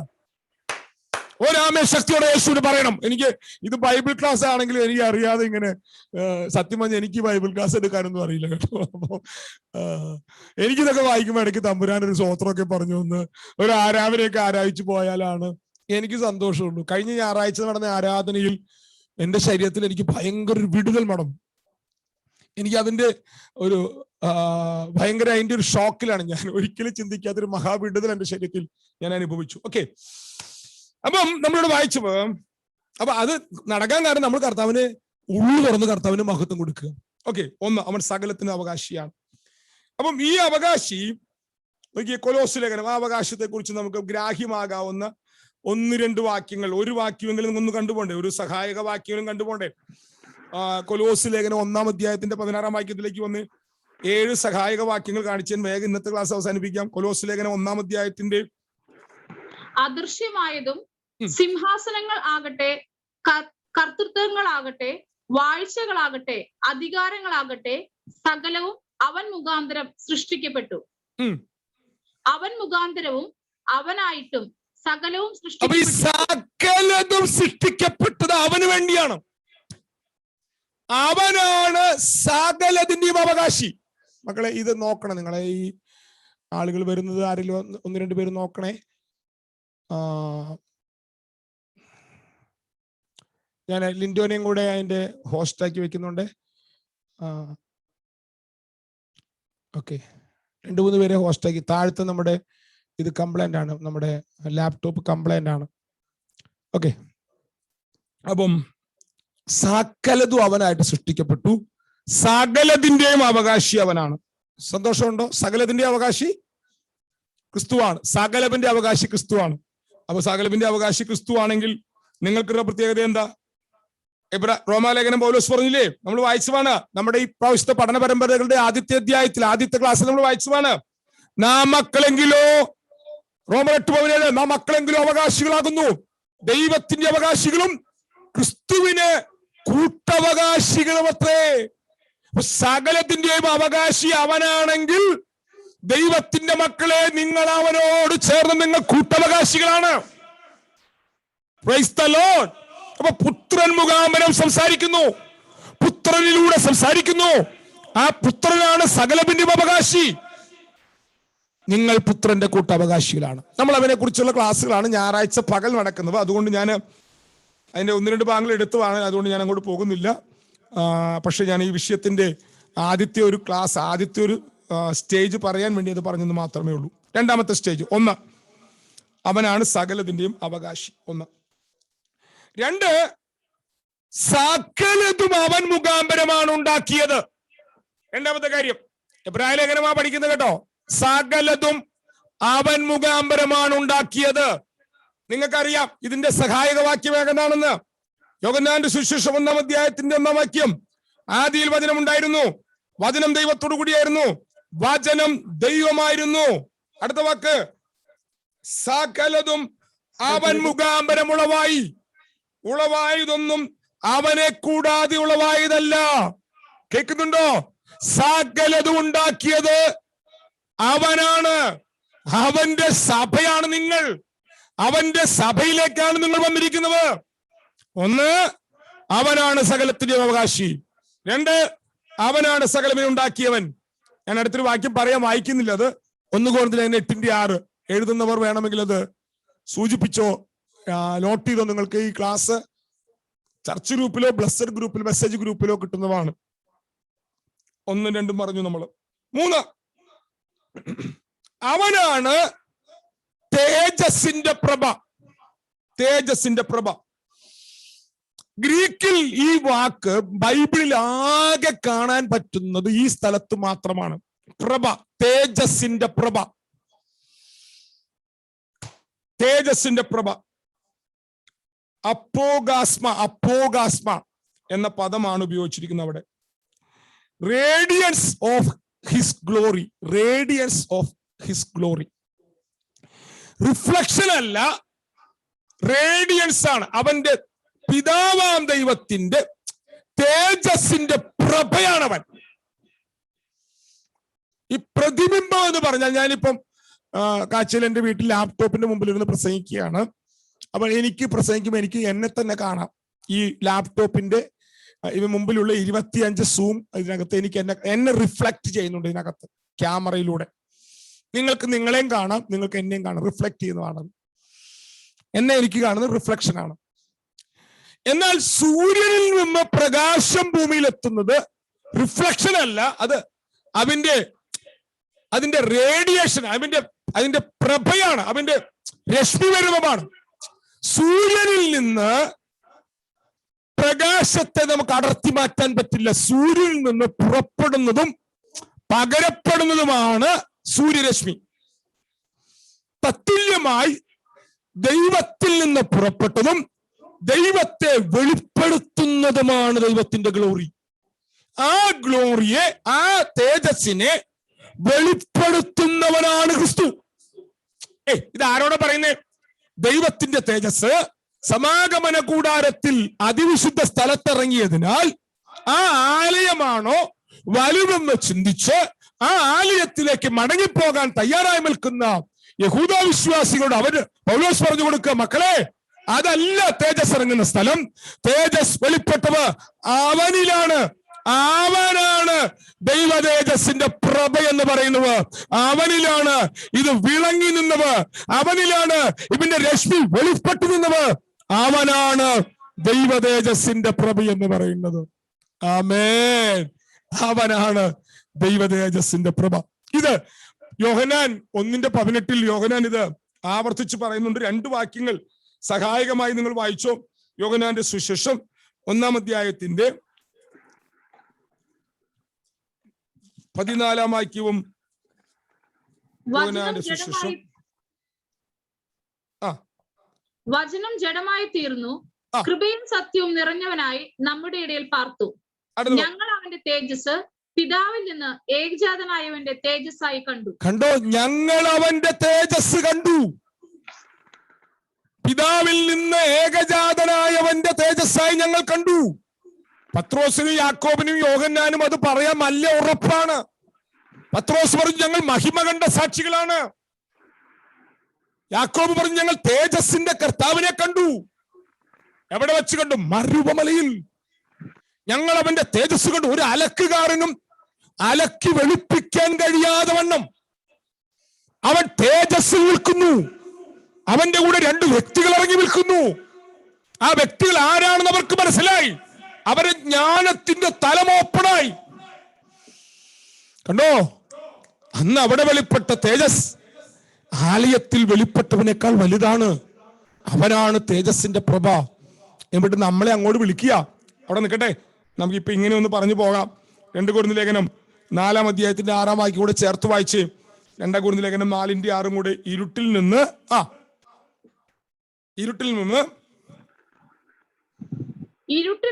വെളിച്ചം പ്രകാശിക്കണമെന്ന് അരുളി ചെയ്ത ദൈവം യേശുക്രിസ്തുവിന്റെ മുഖത്തിലുള്ള ദൈവ തേജസ്സിന്റെ പരിജ്ഞാനം, യേശുക്രിസ്തുവിന്റെ മുഖത്തിലുള്ള ദൈവ തേജസ്സിന്റെ പരിജ്ഞാനം ഞങ്ങളുടെ ഹൃദയങ്ങളിൽ പ്രകാശിപ്പിച്ചിരിക്കുന്നു.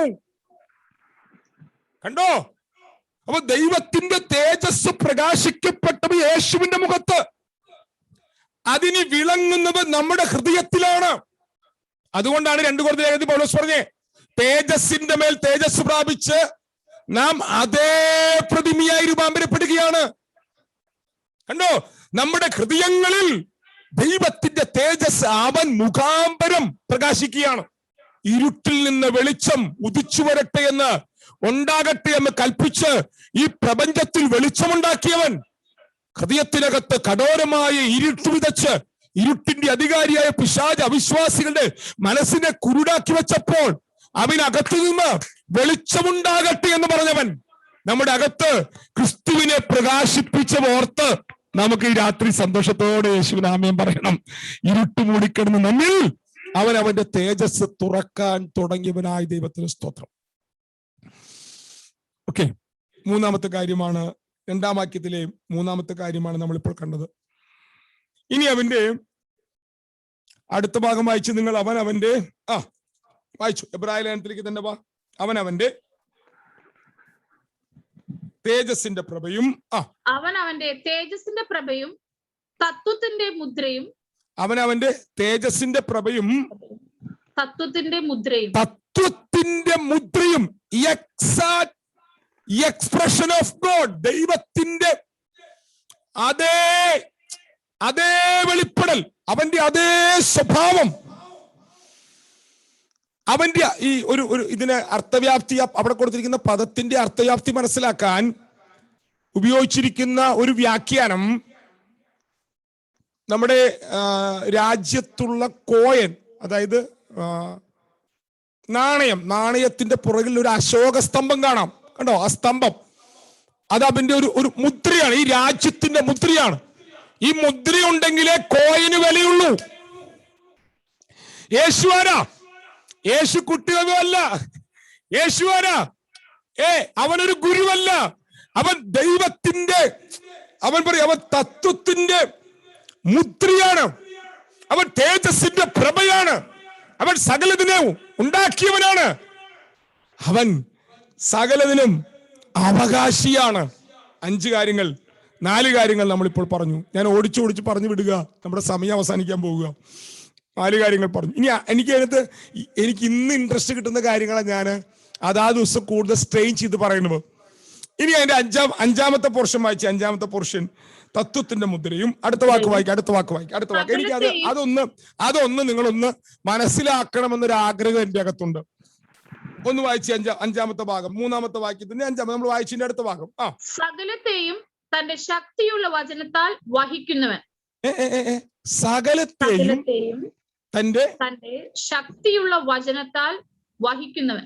അപ്പൊ ഇവൻ ഇതിനെ മുഴുവൻ വഹിക്കുന്നുണ്ടോ? ഈ നമ്മൾ സയൻസിൽ പഠിച്ചു, സൂര്യന് ചുറ്റും എത്ര ഗ്രഹം? 9 ഗ്രഹോ 10 ഗ്രഹോ 12? ഇപ്പൊ 8 ഉള്ളൂ. ഞാൻ 12 വരെ സമ്മതിച്ചിട്ട് നീ സമ്മതിക്കുന്നില്ലല്ലേ? ഇപ്പൊ 8 കുറച്ചു ഇല്ലേ? 8 ഗ്രഹം. ഞങ്ങൾ പഠിച്ച കാലത്ത് 9 ആയിരുന്നു എന്തുകൊണ്ട്.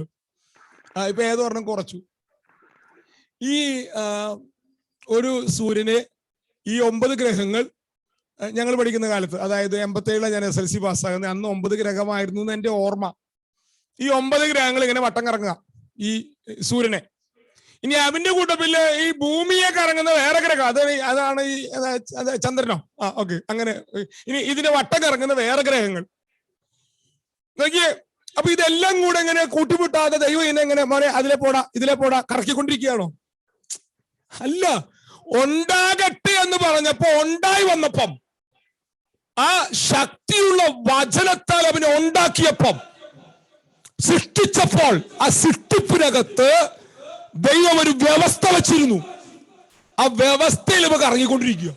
അയ്യോ, നിങ്ങൾ മനസ്സിലാക്കുന്നുണ്ടോ? ഈ പ്രപഞ്ചത്തെ ഉണ്ടാക്കിയപ്പോൾ ഉണ്ടാക്കിയത് തന്റെ ശക്തിയുള്ള വചനത്താലാണ്. ആ വചനത്താൽ ഈ പ്രപഞ്ചത്തെ ഉണ്ടാക്കിയപ്പോൾ, ആ വചനത്താൽ അവൻ ഈ പ്രപഞ്ചത്തെ വഹിക്കുകയാണ്. അല്ലാണ്ട് ഓരോ ദിവസം ഇന്ന് സൂര്യ നീ ചന്ദ്രനൊന്നും പോയി ഇടിച്ചേക്കരുത്, ഭൂമിയൊന്നും പോയി ഇടിച്ചേക്കരുത്, അങ്ങനെ ഓരോ ദിവസം തമ്പുരാൻ പറഞ്ഞ് ഇടിപ്പിക്കാതെ നടത്തുകയല്ല. സൃഷ്ടിച്ചപ്പം സകലത്തിനെയും വചനം കൊണ്ട് സൃഷ്ടിച്ചവൻ അതിനെ വഹിക്കുന്നവനാണ്. അവനൊരു നിയമം വെച്ചു, അവന് വ്യവസ്ഥ വെച്ചു, അവന് കാലഗതി വെച്ചു. കേൾക്കുമുണ്ടോ? എന്തിനാ നമ്മളിത് മനസ്സിലാക്കുന്നത്?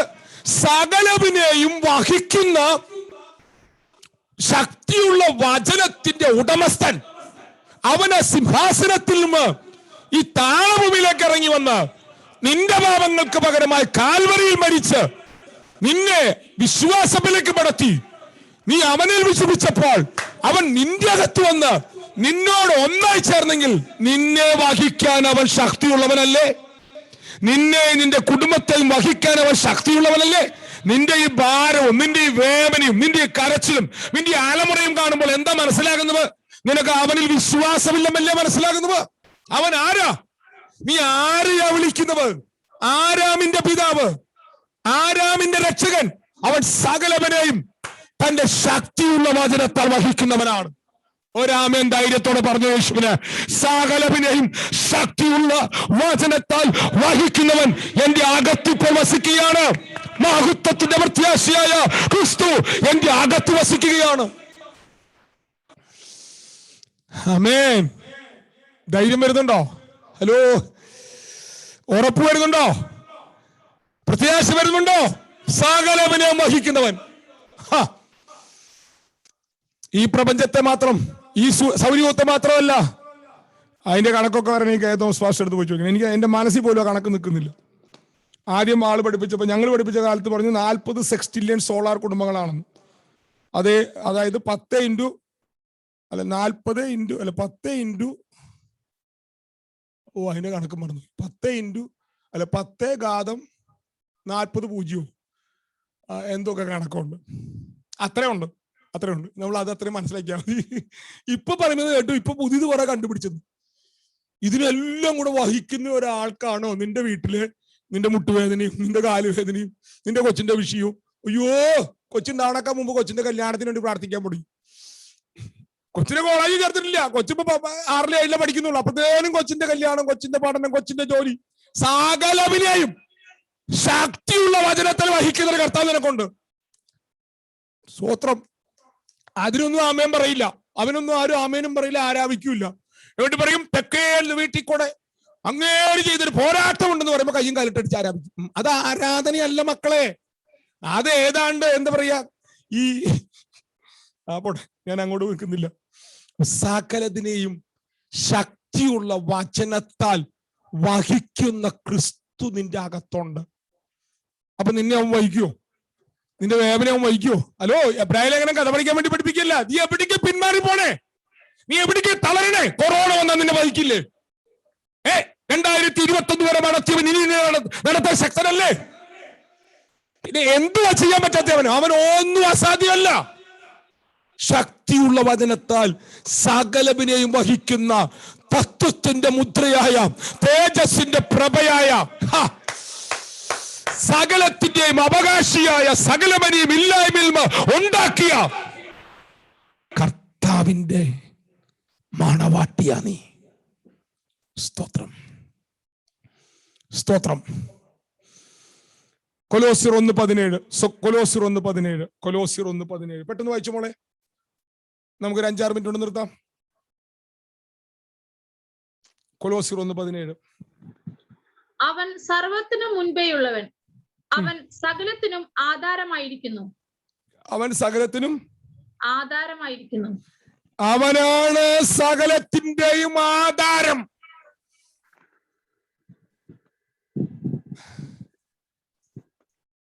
ഒരു കമ്പനി ആരംഭിച്ചാൽ കമ്പനിയുടെ ആധാരം, അടിസ്ഥാനം അവനാ. അപ്പൊ നിന്റെ ആധാരം അവനോ? നിന്റെ കുടുംബത്തിന്റെ ആധാരം യേശുവാ. അവനാണ് നിന്റെ ആധാരമെങ്കിൽ, അവനാണ് നിന്റെ അടിസ്ഥാനമെങ്കിൽ, നിന്റെ കുടുംബത്തിൽ നടക്കുന്ന സകലവന് ഉത്തരവാദിത്വം നിനക്കല്ല, അവനാണ്. ആമേൻ. ധൈര്യത്തോടെ പറ യേശുവിന്. അവനിൽ ആധാരം വയ്ക്കും. നീ ചുമക്കല്ലേ, ഇതാ കുഴപ്പം. നീ അവനിൽ വിശ്വസിക്കുന്നില്ല, നീ അവനെ വിട്ട് ഓടുക. അവനാണ് സകലത്തിന്റെയും ആധാരം, അവനാണ് സകലത്തിനെ വഹിക്കും. നീ അതുകൊണ്ട് ഇന്നത്തോടെ നീ ചുമക്കുന്ന പരിപാടി നിർത്തണം. കേട്ടില്ലേ പണ്ട് ഈ എന്താ പറയാ, ഉത്തരത്തിന്റെ അടിയിലിരിക്കുന്ന പല്ലി പറഞ്ഞ് ഞാനാ ഇത് ചുമന്നുകൊണ്ടിരിക്കണേന്ന്.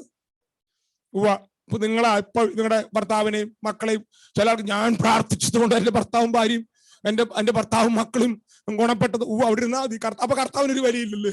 പാവം കർത്താവ് സ്വർഗത്തിൽ നിന്ന് ഇറങ്ങി കാൽവരി വന്ന് മരിച്ച് 3 ദിവസം കല്ലറയിൽ പോയി കിടന്ന് ഉയർത്തെഴുന്നേറ്റ്. മക്കളെ, അവന്റെ രക്ഷയാണ്, അവന്റെ രക്ഷണ്യവേല നിവർത്തിക്കപ്പെടാൻ നീ അവന്റെ ഇങ്ങേ മൂലക്ക് നിന്ന് ഈ ഭൂമിയിൽ ഒരു മധ്യസ്ഥ അണച്ചത് മാത്രമേ ഉള്ളൂ. അവനാണ് സകലത്തിന്റെയും ആധാരം. നീ അവനിൽ ഏൽപ്പിക്ക, അവനിൽ വിശ്വസിക്ക, അവനിൽ ചാര്. ആ കെട്ടുന്ന് പൊട്ടട്ടെ.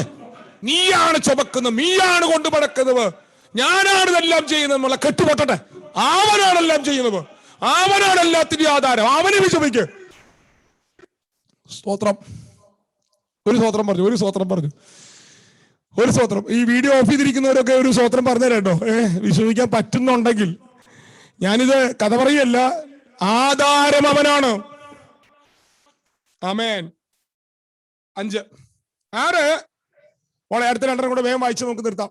അടുത്ത 2 കൂടെ വായിച്ചേ. പാപങ്ങൾക്ക് പരിഹാരം ഉണ്ടാക്കിയവൻ. എന്തുവാ? പാപങ്ങൾക്ക് പരിഹാരം ഉണ്ടാക്കിയവൻ. അവനെ അതെന്നെ ആരോ എന്നെ മ്യൂട്ട് ചെയ്തേ. അവൻ പാപങ്ങൾക്ക് പരിഹാരം ഉണ്ടാക്കി. എന്തുണ്ടാക്കി? പാപങ്ങൾക്ക് പരിഹാരം ഉണ്ടാക്കി. അവൻ പാപങ്ങൾക്ക് പരിഹാരമുണ്ടാക്കി. ഈ ഏഴ് കാര്യങ്ങളെ നമുക്ക് രണ്ടാക്കി തിരിക്കാം. ഒന്ന്, അവന്റെ വ്യക്തിത്വത്തോടുള്ള ബന്ധത്തിലെ കാര്യങ്ങൾ. രണ്ട്, അവന്റെ പ്രവൃത്തിയോടുള്ള ബന്ധത്തിലെ കാര്യങ്ങൾ. സ്തോത്രം. അപ്പം പ്രവൃത്തിയോടുള്ള ബന്ധത്തിലെ ആദ്യത്തേതും അവസാനത്തേതുമായ കാര്യമാണ് ഈ 7 എണ്ണത്തിൽ 6-ാമത്തേത്. ബാക്കി 6 എണ്ണവും അവന്റെ വ്യക്തിത്വത്തോടുള്ള ബന്ധത്തിലെ കാര്യങ്ങളാണ്. അവൻ സകലത്തെയും ഉണ്ടാക്കി, സകലത്തിന്റെ അവകാശി, സകലത്തിന്റെ ആധാരം, തേജസ്സിന്റെ പ്രഭ, തത്വത്തിന്റെ മുദ്ര. ഇനി അടുത്ത് പറയാൻ പോകുന്ന ഒരെണ്ണം കൂടെ ഉണ്ട്. പിതാവിന്റെ മഹിമയുടെ വലതുഭാഗത്ത് ഇരിക്കുന്നു. ഈ 6 എണ്ണവും അവന്റെ വ്യക്തിത്വമാണ്. ഹലോ. എന്നാൽ ഈ പറഞ്ഞ 6-ാമത്തെ കാര്യം അവന്റെ പ്രവൃത്തിയാണ്. അവൻ പാപങ്ങൾക്ക് പരിഹാരമുണ്ടാക്കി. പാപങ്ങൾക്ക് പരിഹാരമുണ്ടാക്കി. പാപങ്ങൾക്ക് പരിഹാരമുണ്ടാക്കി. അപ്പൊ പാപങ്ങളുടെ പരിഹാരം ഉണ്ടായോ? ഉണ്ടായി. പാപങ്ങളുടെ പരിഹാരം വന്നു. അത് 9-10 അധ്യായങ്ങൾ നമ്മൾ പഠിക്കുമ്പോൾ നമ്മളത് വിശദമായിട്ട് പഠിക്കും. 9-10 അധ്യായങ്ങൾ പഠിക്കുമ്പോൾ റോമാലേഖനം 3:24 മുതൽ 26 വരെയുള്ള വാക്യങ്ങൾ നിങ്ങളൊന്ന് നോട്ട് ചെയ്ത് വെച്ചോ. ആ 2 ഭാഗങ്ങൾ നമ്മൾ ചേർത്ത് നമ്മൾ പഠിക്കുമ്പോൾ നിങ്ങളുടെ പാപങ്ങളുടെ പരിഹാരം യേശു ക്രിസ്തു ചെയ്തു കഴിഞ്ഞു. ഞാനൊന്നുകൂടെ പറയാം. പാപങ്ങളുടെ പരിഹാരം യേശു ക്രിസ്തു വരുത്തി കഴിഞ്ഞു. വരുത്തി കഴിഞ്ഞു. എന്നിട്ട് 7-ാമത്തെ കൂടെ പറഞ്ഞ് ഞാൻ ഇപ്പൊ നിർത്തുക. ബാക്കി നമുക്ക് നാളെ പറയാം. 7-ാമത്തെ കൂടെ വായിച്ച്. ഉയരത്തിൽ മഹിമയുടെ വലത്ത് ഭാഗത്ത് ഇരിക്കുകയും. അപ്പൊ പാപങ്ങളുടെ പരിഹാരം വരുത്തിയ ശേഷം ഉയരത്തിൽ പോയി മഹിമയുടെ ഗ്ലോറിയുടെ വലതുഭാഗത്തിരിക്കുക. മഹിമയുടെ വലതുഭാഗത്തിരിക്കുക. സാധാരണ ഒരു പുരോഹിതന് ആലയത്തിൽ ഇരിക്കാൻ അനുവാദമില്ല. ആലയത്തിനകത്ത് പീഠയില്ല. ഇരിക്കണമെങ്കിൽ ശുശ്രൂഷ കഴിയണം. യെരുശലേം ദൈവാലയത്തിൽ ആരംഭത്തിൽ വെളുപ്പിന് 3 മണിക്ക് തുടക്കുന്ന ആലയം അവസാനിക്കുന്നവരെ ശുശ്രൂഷ അവസാനിക്കുന്നില്ല. ഇന്ന് നിർത്തിയാൽ നാളെ വീണ്ടും തുടങ്ങണം. അപ്പം ആലയത്തിലെ ശുശ്രൂഷ അവസാനിപ്പിക്കാത്തത് കൊണ്ട്, അവസാനമില്ലാത്തതുകൊണ്ട് ആലയത്തിൽ പീഠമില്ല. പിന്നെ മറ്റേ ആളൊരു പീഠം ഉണ്ടാക്കി. അത് അവനുണ്ടാക്കിയതാ. തമ്പുരാന്റെ ആലയത്തിൽ പീഠം പാടില്ല. റെസ്റ്റില്ല. പുരോഹിതന്മാർ നിന്ന് ശുശ്രൂഷിക്കുക. ദൈവത്തിന്റെ ആലയത്തിൽ രാക്കാലങ്ങൾ നിൽക്കുന്ന പുരോഹിതന്മാരായുള്ളവരെ എന്നാണ് നാം സങ്കീർത്തനത്തിൽ വായിക്കുന്നത്. എന്നാൽ നമ്മുടെ കർത്താവ് ഇപ്പോൾ പിതാവിന്റെ വലത്തുഭാഗത്ത്, മഹിമയുടെ വലത്തുഭാഗത്ത് അവൻ ഇരിക്കുക. കാരണം എന്താ? അവന്റെ ഭൂമിയിലെ അവന്റെ ശുശ്രൂഷ പൂർത്തീകരിക്കപ്പെട്ടു. ശുശ്രൂഷ അവസാനിച്ചു. ഭൂമിയിലെ അവന്റെ ശുശ്രൂഷ നിവർത്തിച്ച ശേഷം അവൻ പിതാവിന്റെ വലത്തുഭാഗത്തിരിക്കുക. അവനെക്കുറിച്ച് നമുക്ക് ആഴമായി വിവരം നൽകുന്ന, അറിവ് നൽകുന്ന പുസ്തക അധ്യായം 110-ാം സങ്കീർത്തനമാണ്. ഒന്നെടുത്തേ, ഞാൻ അതൊന്ന് സൂചിപ്പിച്ച് ഇന്ന് രാത്രി ഇപ്പൊ നിർത്താം. 110-ാം സങ്കീർത്തനം എടുത്തേ. ഏറ്റവും പ്രാധാന്യത കൊടുക്കുന്ന പുതിയ നിയമ 1-ാം നൂറ്റാണ്ടിലെ സങ്കീർത്തനങ്ങളുടെ സങ്കീർത്തനമായിരുന്നു 110-ാം സങ്കീർത്തനം. ഒന്ന് വായിച്ചോ. 1-ാം വാക്യം 4-ാം വാക്യം. ചെയ്യുന്നത്, ഞാൻ നിന്റെ ശത്രുക്കളെ നിന്റെ പാദപീഠമാക്കുവോളം നീ എന്റെ വലത്ത് ഭാഗത്തിരിക്കുക. മോനെ ഇവിടെ ഇരുന്നോടാ.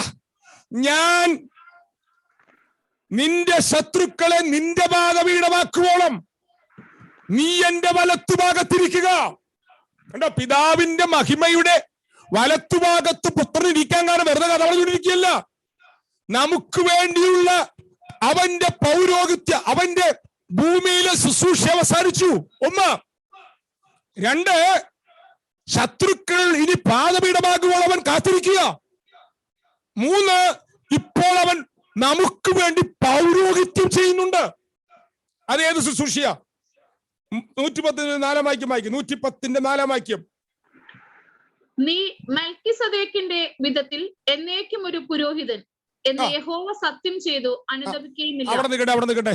അപ്പോൾ അവിടെ ഇരുന്നുകൊണ്ട് ഭൂമിയിലെ ശുശ്രൂഷ തികച്ച് ഇപ്പോൾ പിതാവിന്റെ വലത്തുഭാഗത്ത് പാപങ്ങൾക്ക് പരിഹാരം ഉണ്ടാക്കി മഹിമയുടെ വലതുഭാഗത്തിരിക്കുന്ന പുത്രൻ ശത്രുക്കൾ അവന്റെ പാദപീഠമാകുമ്പോൾ അവൻ കാത്തിരിക്കുക.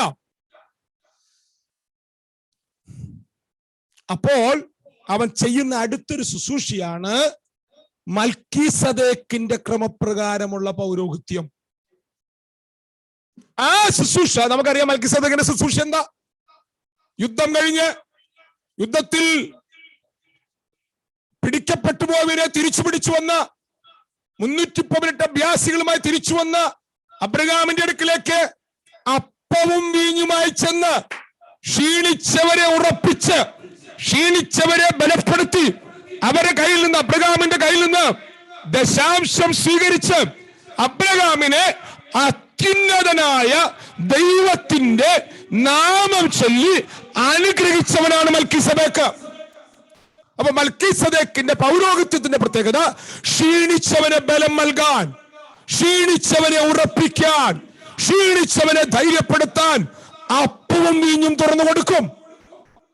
2, അത്യുന്നതനായ ദൈവത്തിന്റെ നാമം ചൊല്ലി അവരെ അനുഗ്രഹിപ്പാൻ അവന്റെ മേൽ അതോറിറ്റി ഉണ്ട്, അധികാരമുണ്ട്.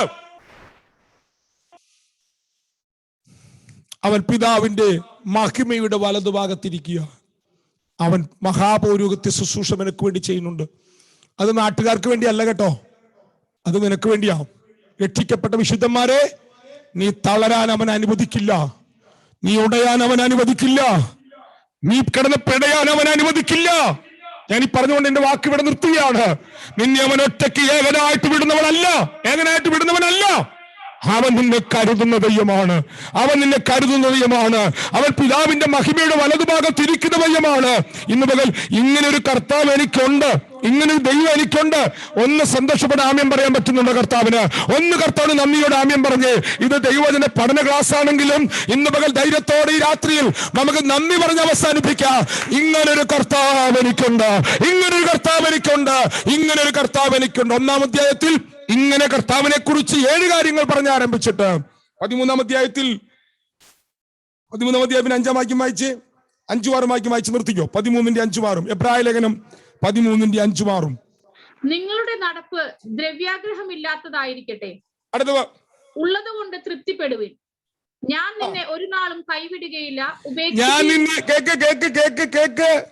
ഞാൻ നിന്നെ ഒരു നാളും. ഞാനത് ഒന്നും കൂടെ നീട്ടി പറയണം. എത്രത്തോളം തൊണ്ടയുണ്ടോ, എത്രത്തോളം ശബ്ദമുണ്ടോ, അത്രത്തോളം നീട്ടി പറയണം. മക്കളെ, ആരെല്ലാം നിങ്ങളെ കൈവിട്ടാലും ഒരു നാളും നിങ്ങളെ കൈവിടാത്തൊരു കർത്താവ് നിനക്കുണ്ട്.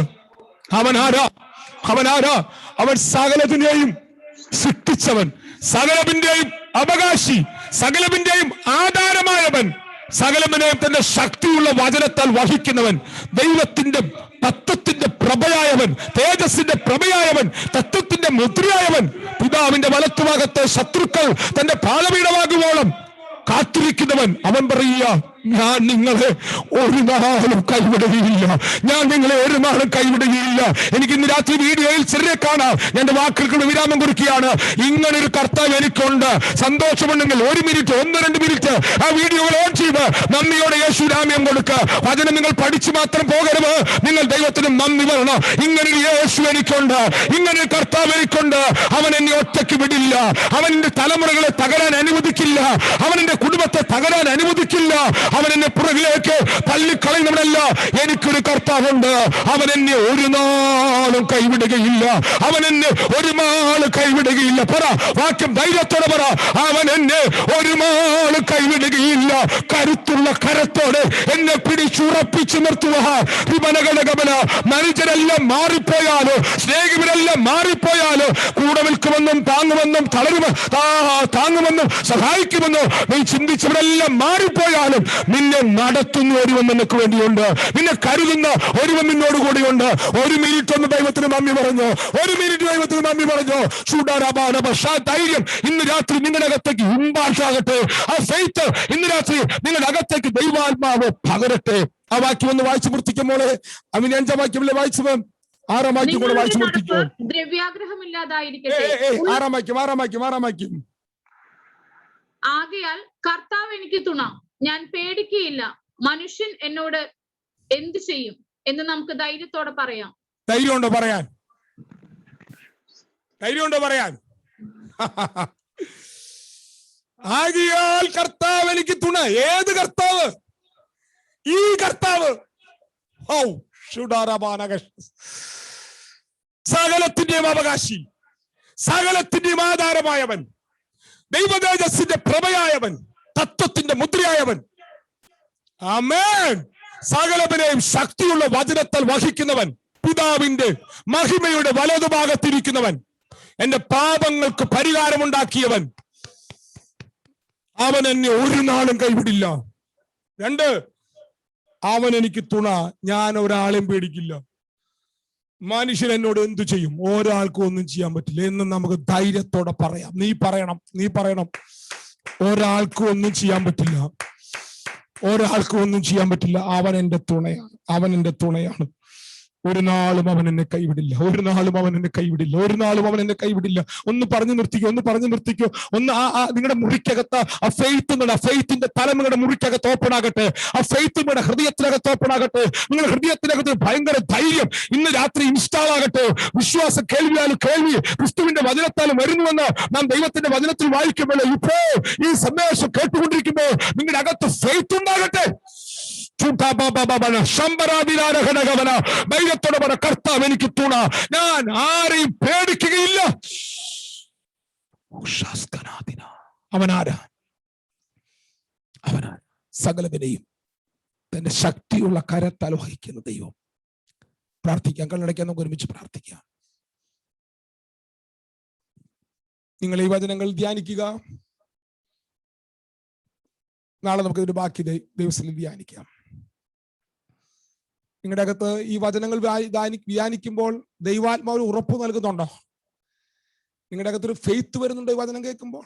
അതാണ് ഈ ലേഖനത്തിന്റെ പ്രത്യേകത. നിങ്ങളുടെ അകത്തൊരു ധൈര്യം വരും. ചിലരുടെ അകത്തെങ്കിലും അത് പ്രകാശിതമാകും. പ്രാർത്ഥിക്കാം. സ്വർഗീയ പിതാവേ, അനുഗ്രഹീതമായ നല്ല വചസ്സുകൾക്കായി സ്തോത്രം. കർത്താവേ, അങ്ങ് ആരാണെന്ന് ഞങ്ങൾ കേൾക്കുകയായിരുന്നല്ലോ. അങ്ങയുടെ വ്യക്തിത്വത്തിന്റെ മഹത്വം എന്താണ്? അങ്ങയുടെ പ്രവൃത്തി എന്താണ്? ഞങ്ങൾക്കത് വീണ്ടും ആഴമായി ഞങ്ങളുടെ അകത്ത് ഗ്രാഹ്യമാകാൻ അങ്ങ് ഞങ്ങളെ സഹായിക്കണമേ. ഞാൻ ഞങ്ങളുടെ മക്കളെ അനുഗ്രഹിച്ചു പ്രാർത്ഥിക്കുന്നു. വചനത്തിന്റെ ആ ഉള്ളറകൾ ഞങ്ങളുടെ മക്കൾക്ക് തുറന്നു കൊടുക്കണമേ കർത്താവേ. ഒരു പുതപ്പ് പോലെ ഞങ്ങളുടെ മക്കളുടെ ഹൃദയത്തിൽ ഇതിന്ന് രാത്രി വീണ് കിടക്കട്ടെ. അവരകത്തു നിന്ന് ഭാരങ്ങളെല്ലാം അലിഞ്ഞു മാറട്ടെ. ഇത്ര ശക്തിയുള്ള ഒരുവനാണ് എന്റെ കൂടെ ഉള്ളത്, അവനാണ് എന്റെ അകത്തുള്ളത്. വെളിപ്പാട് ഇവരെ അകത്തുണ്ടാകട്ടെ കർത്താവ്. ഞാൻ അവരായിട്ട് അനുഗ്രഹിച്ച് പ്രാർത്ഥിക്കുന്നു. സകലമാന മഹത്വ പുകച്ച സ്തുതി സ്തോത്ര ആരാധനകളും ഞാൻ അർപ്പിക്കുന്നു. പ്രാർത്ഥന സ്തോത്രം യേശു ക്രിസ്തുവിന്റെ നാമത്തിൽ തന്നെ. ആമേൻ, ആമേൻ, ആമേൻ. നമ്മുടെ കർത്താവായ യേശു ക്രിസ്തുവിന്റെ കൃപയും